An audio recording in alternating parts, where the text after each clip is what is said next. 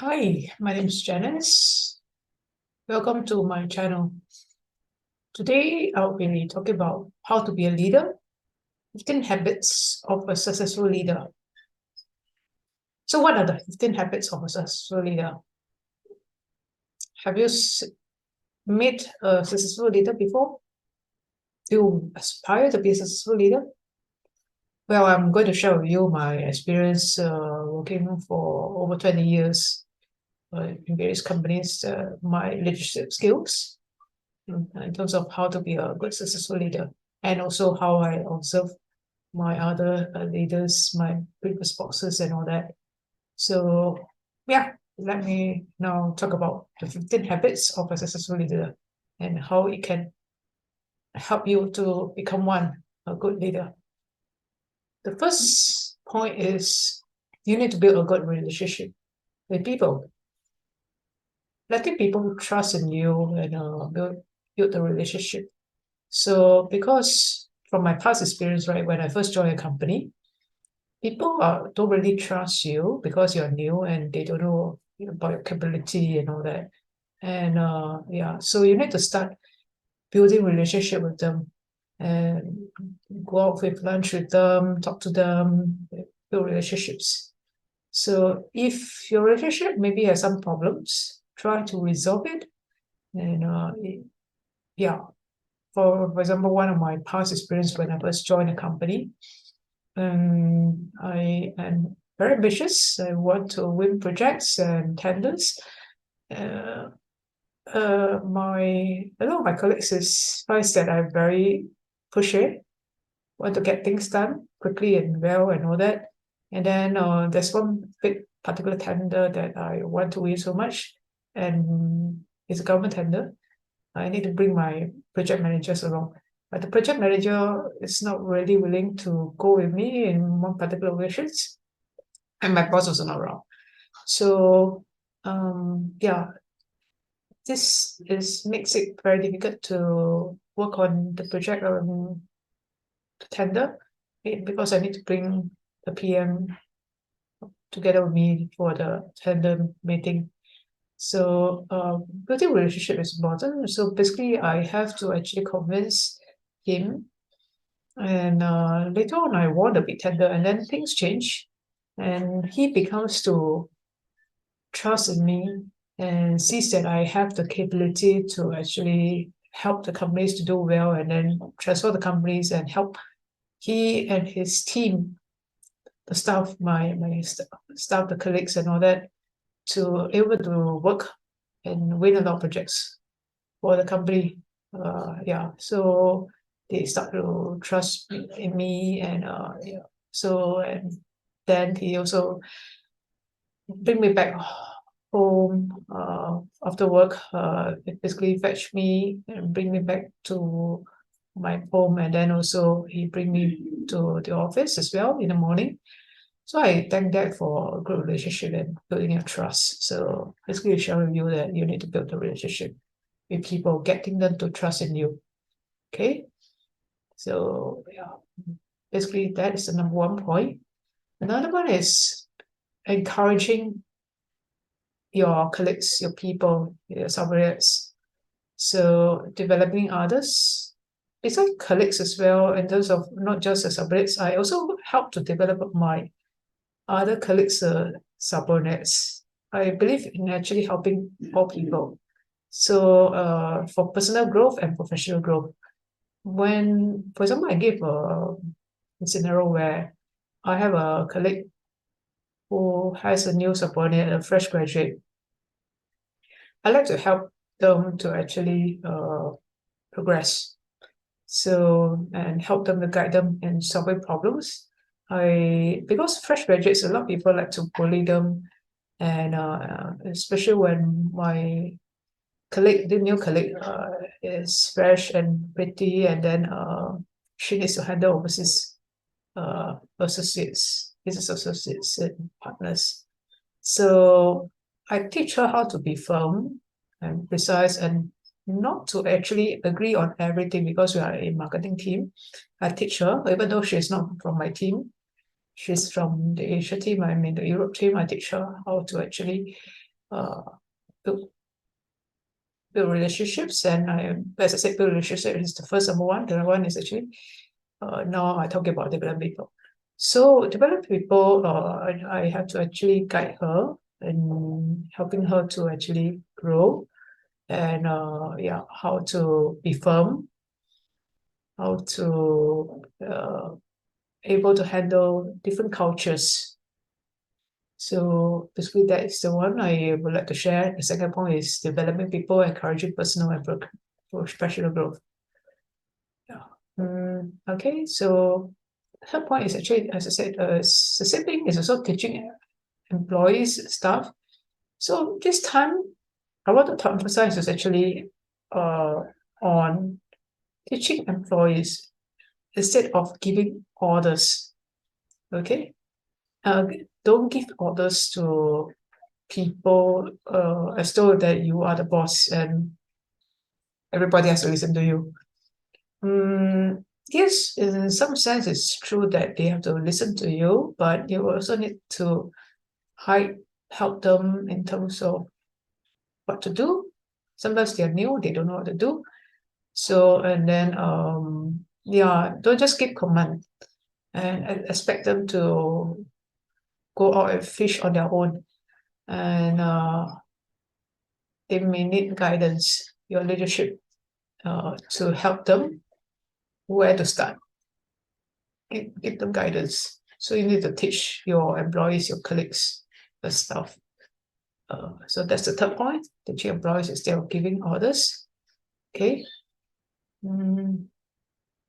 So the fourth point is actually on leading the change.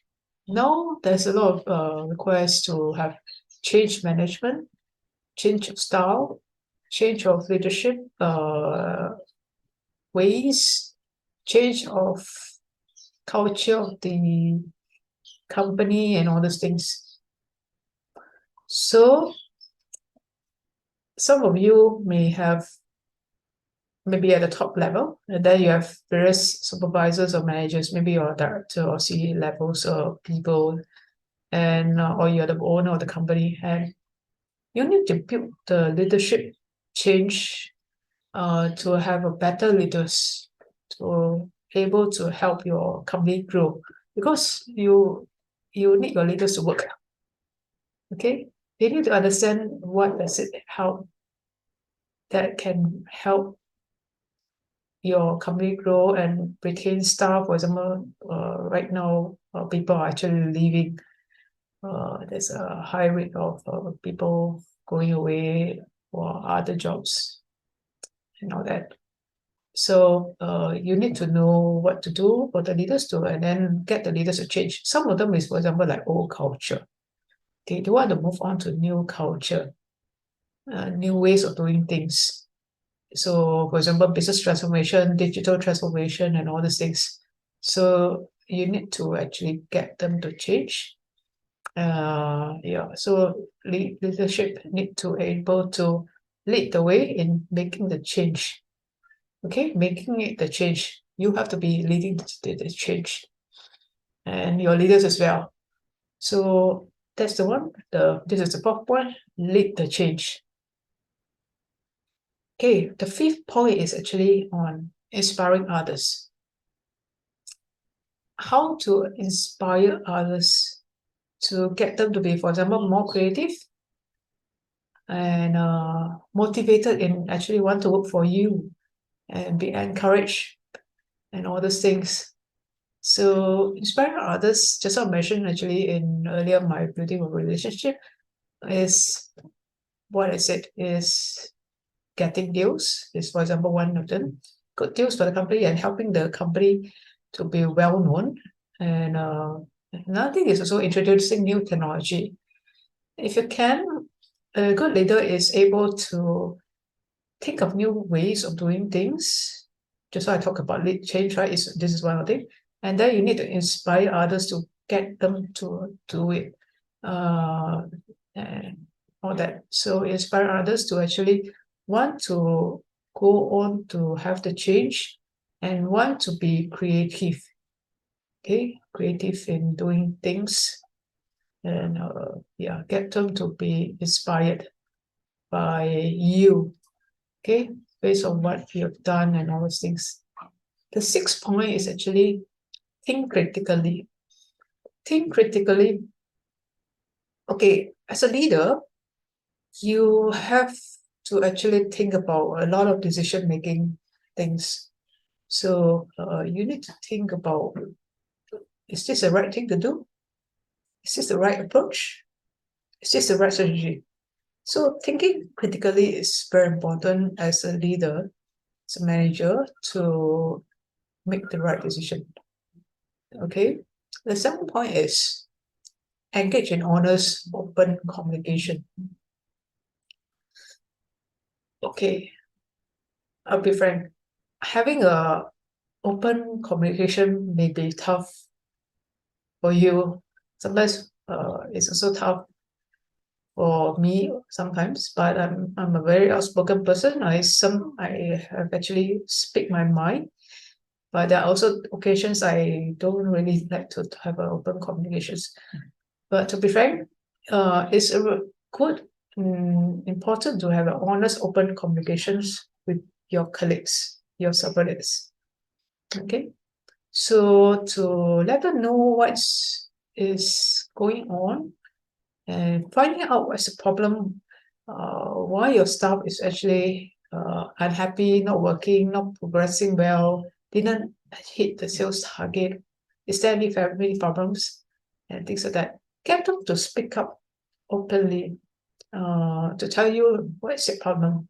Then you will be able to help them accordingly. So try to engage in honest, open communications with your colleagues, your subordinates. The 8th point is communicate clearly. You need to have a clear communication. Sometimes the people may not really hear and understand you. What are you actually trying to say and do and all those things? They don't know what you are actually communicating. So there's actually a breakdown in communications channel often in organization, especially between different levels.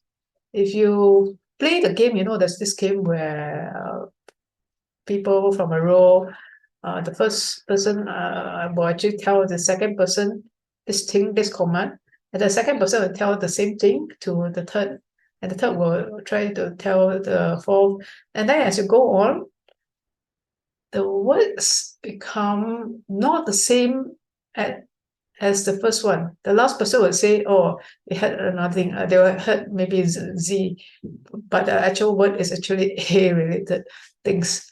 So communication clearly is very important, especially at many levels hierarchy. So basically communicate clearly. Another thing is also communication also involves about talking about your performance, your colleagues' performance. Okay. To tell them how they are doing, what's wrong with your performance, and how can they actually be better. Encourage them to be improving the performance. Okay, especially in sales, right? People may not hit their sales targets. So instead of turning them away by negatively telling them, why are you not hitting the target in a harsh tone? Actually, communication, when you talk right, you need to speak in a well-mannered tone. It's not as a confrontation. Go and look at my video about a good boss and bad boss. See the difference in terms of communication aspects. As I said, one is much more gentle, and the other one is a very harsh tone, which is not a good boss. So communication clearly about your performance and feedback is very important, and in the way the tone is.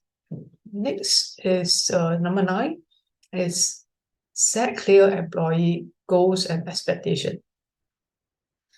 So do you know that I actually go for interviews, and then my interviewer don't even know exactly what is the KPI. You know what is a KPI? Key performance indicator. I asked them, ask him actually, what is my KPI I need to achieve? You say your own KPI. I don't have any KPI at the moment. So there's no clear goals and expectation at all. And I really don't know what to do. And then when I joined the company later on, he set a very unrealistic goal later on, and which I think is too unrealistic. It's impossible to achieve. So you need to actually set an employee goal and expectation that is able to achieve and not so discouraging, and all these things. You might need to be clear. What is the right direction? Is it achievable? To encourage your staff. Okay, the goals and expectation must be clear and all that. So that's number 9, set clear employee goals and expectation. Number 10, connect with your team members. Okay, as a team members, you have a lot of team, right? Team members sometimes don't really like to connect with their bosses.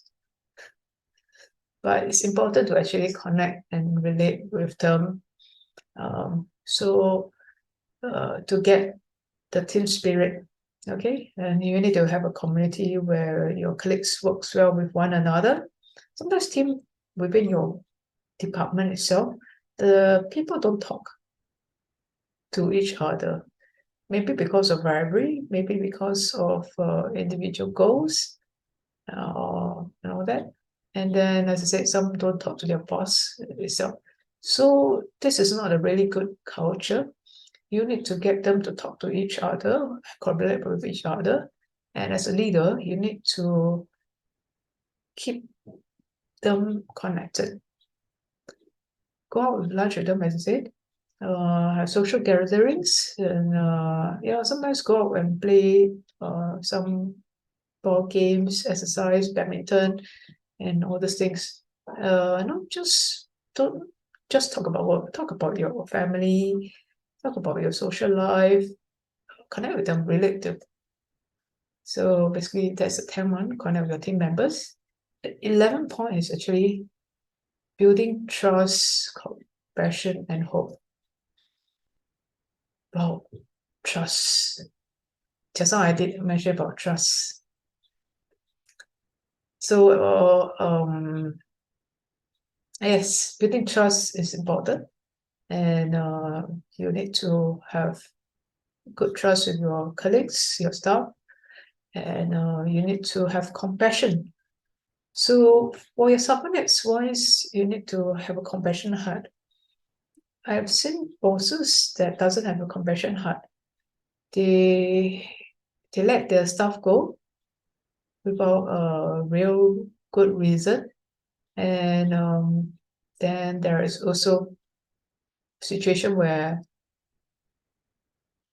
the staff actually borrowed money, and the company is not really doing much to help the staff because the company is actually demanding money back from the staff and all that, and the company wants the staff to leave. Leaving before you leave, they said before you leave, you need to actually return all the loans money back. But this is a foreigner and then having hard time, and so I find that there's not much of compassion to for the boss of the company. You need to have actually compassion. Okay, so you as a good leader, you need to have compassion, and people will respect you and trust in you and have and like to stay in your company. Okay, so then you need to build hope as well. So hope for the future, building hope for the future of the organization. Where is the company direction to? And staff wants to know that because they don't want to be uncertain about the direction. They worry about the job stability and all security. So you need to build hope that the company is doing well, and what's the direction, what's the trend, what are we going to do with R&D and all that. So build hope. The 12th point is create accountability. Creating accountability, okay. Basically, you as your leader, you need to lead to be accountable to things. If you have people who are managers under you, you are as a director, your managers needs to also be accountable to their staff. What are they doing and all those things. So as a leader, you need to be accountable of your subordinates' results. Cannot push it all to your subordinates, the responsibility, and push the blame. I've seen people pushing the blame to others and all that. So instead of pushing the blame, you need to be accountable and see what's wrong. Why is it not performing? What's the problem? What's the situation? Why there's this problem going on? And as a leader, why you didn't spot it? Why you didn't fix it? And all those things. So you need to be accountable. The 13th point is actually keep a positive attitude. Okay. Earlier I mentioned about the good boss and bad boss, right? Okay, we have seen the video. A good boss has a positive attitude. A bad boss normally has a negative attitude, is always scolding, being very negative and about the subordinates, the people. So a good boss will actually be encouraging the team, the people, the staff. And so basically that is be a positive attitude as a good leader. Okay. 14th point is ask for feedback on your leadership. As a leader, you need to also know, are you doing well? If you're not doing well, you need to ask for feedback and all those things. Get your subordinates to feedback on you. Some organizations in HR actually has employee review between colleagues. Okay, between colleagues and all those things. And so try to have that. So get the feedback and then you can improve on it based on the feedback. And tell them to have honest feedback and all that. Okay, and if possible, get the HR to implement such thing as well to have a feedback. And yeah, some of them actually based on this feedback to have their increment and all those things for the HR portion. So they will decide on, is this a good leader? If not, how can I actually improve on this manager to be better and all those things. So the feedback form is actually very important on the leadership. Okay. The 15th point is actually be open to new ideas. Okay. I've seen our companies who is not receptive to new ideas. For example, I used to work in an organization that makes various products. So consumer electronic products and all those things. And and my product marketing manager, when I share with her after I visit to some countries, what I see the people demand for certain products, okay, but there's a strong demand for it. And when I shared my idea and observations to this product manager that this time actually we have R&D product developed based on this new demand that I see in Europe, but it's not happening here in Singapore yet, and we need to actually make it happen. Okay, so I share my ideas and also recommendation and all those things, but she is not willing to actually listen. But you know what? After almost, I think about a year plus, then she and her team start to work on my idea. I don't know if she acknowledged that it's me who was actually contributing the idea, but anyway, just want to let you know that it's important to be open to new ideas as a leader. If you don't open to new ideas, you have a back delay in product launches. For example, now because of the delay, the product is launched more than a year later. So which other people are already doing? Okay, we are actually out of competition, not really that competitive as the first mover advantage and all those things. So be sure to open to new ideas. That's my 15 point. Okay, yeah. So let me repeat, what are the 15 habits of a successful leader? The first point is build relationships. Okay. Second point is develop people, encourage personal and professional growth. Third point is teach employees instead of giving orders. Fourth point is lead change. Fifth point is inspire others, think critically, encourage and honest open communication. The 8th point, communicate clearly, give direct feedback about performance. The 9th point, set clear employee goals and expectations. 10th point, connect with your team members. 11th point, trust, compassion, and hope. The 12th point, create accountability.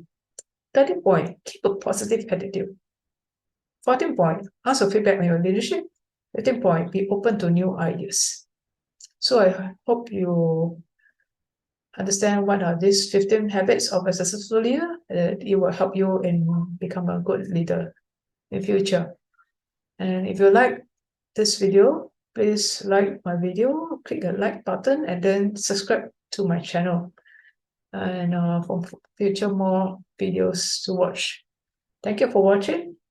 Have a great day ahead. Bye.